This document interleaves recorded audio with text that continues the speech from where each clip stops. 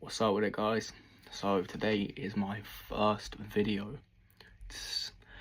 I can't believe that I'm here making it, really, but hey, so you guys don't know me very well, but I'm a very big Boston Celtics fan, and it's been a rough couple of weeks to be a Boston Celtics fan, I gotta be honest. But yeah, we can take some positives, but today I want to talk about sort of how we look to move forward, sort of what I think personally about the team, and how we can get back to championship contention, because in Boston, it's titles. It's what we expect, is titles. And when we're not given that, like, it's a tough one to take, and that sounds a bit spoiled, but it's title town. You know, that's what we expect from our guys, and unfortunately this time we weren't able to get it done. So in this video, I want to address a couple of reasons why. Obviously, the fact we were swept, so the fact that the Knicks got swept is really, kind of concerning when you think about that we were up 3-1 and bottled a 3-1 lead to them. We find that hard to accept. So the first sort of point that I want to bring up in this video is that I don't want Jaylen Brown traded. You can look on my Twitter. No one does, but you go for it. You can look at my Twitter and you can see some pretty interesting reactions to Jaylen Brown, personally. I found that in the series he wasn't good enough. And I think that ultimately stems down to the fact that Jaylen Brown is not a number one option. I do not think on a playoff team you can win a championship with Jaylen Brown being the number one option. And I know what people are thinking. They're saying, right, well, he won the Finals MVP. But look at what Tatum did in that series. He led the team in points, assists, rebounds. He was everywhere. And he was our most versatile defender. He was guarding the center. He was invaluable. And not to mention the team we had. Look at the team we had. We didn't even need Porzingis, but look at the fact that we had Jason Tatum, a top 5 player in the NBA. We had Jaylen Brown, a top 15, top 10 guy on any given night. And not to mention that, we also have Drew Holiday and Derek White in the same backcourt. We don't have that anymore. And I think that really showed in this series. We're used to really great defending because we had ultimately great defenders in our starting lineup every single game. I think if we're looking at the starting 5 that started in that game 7, a starting lineup that never played together, I don't look at Luka Garza as a good defensive player. I don't look at Sam Hauser as a good defensive player. And we're trying to contain Joel Embiid with Jaylen Brown's a good point of attack defender, but he's not doing anything with Embiid. Derek White is probably, in my opinion, the best defensive guard in the NBA right now, unless we're counting Asar Thompson as a guard, which you can if you want. Then, what did we really expect? The reason why I don't want Jaylen Brown traded is because I think when we talk about Boston and we talk about Jason Tatum, we have to talk about Jaylen Brown.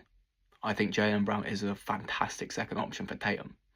And I think, JT coming back this season, what a miracle, by the way. Jason Tatum coming back the way he did, came in and dominating the way he did. I think we all forgot really what he went through. He just came back off of an ACL tear, and he came back and he looked like a Superman. But the playoffs is a different animal. And the thing is, we're so used to winning in the playoffs that we forget what it's like, a real playoff series. And not to mention the Sixers come into this series. They weren't expected to win. They were not expected to win. They go down 3-1. They were definitely not expected to win. Then all of a sudden, Joel Embiid starts saying, who the fuck is going to guard me? And who did? Neemias Queta, foul trouble every single game. Luka Garza, I'm sorry, I like the guy, but he's soft. Vucevic wasn't even playable. Who do we have to guard that? And I think if you look around the East right now, you look at some of the more dominant centers, you look at what Karl Anthony Towns just did. You look at what he's done in the entire playoffs. He's evolved his game.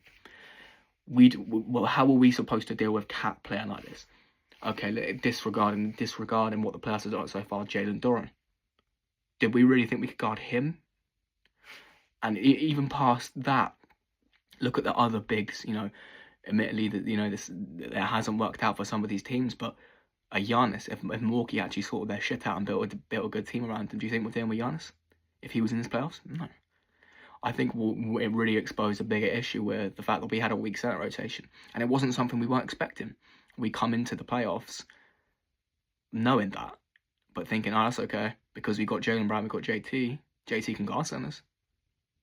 But JT before ACL could guard centers. JT 2 months coming back off an ACL. Do you really expect that? And I think it all comes down to the expectation. And I think we as Celtics fans need to accept that this season, it wasn't a gap year, but it could well have been.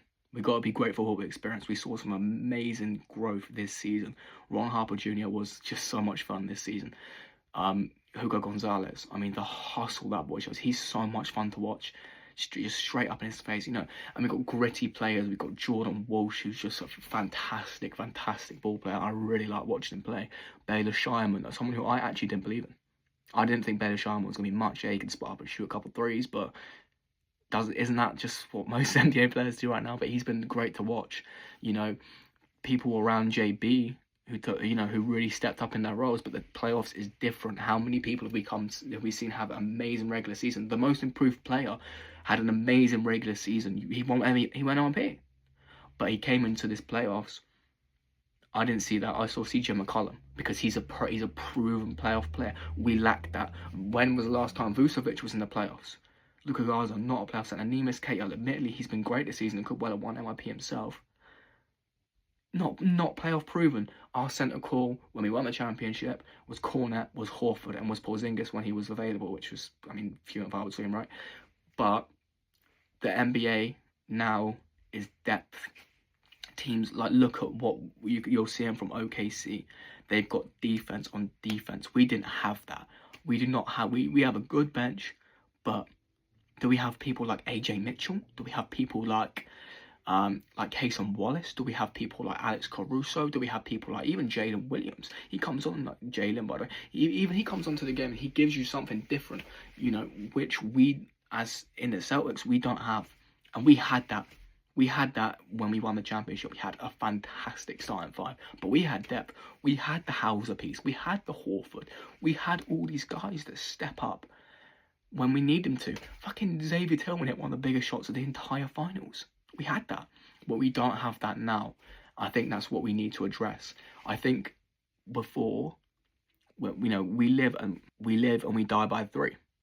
And this was said about us when we were the most dominant team in the regular season, that we would have problems if we have a cold night, which, lo and behold, we have had. We had that in the postseason. We had that one game where Peyton Pritchard went absolutely nuclear. No one could guard him.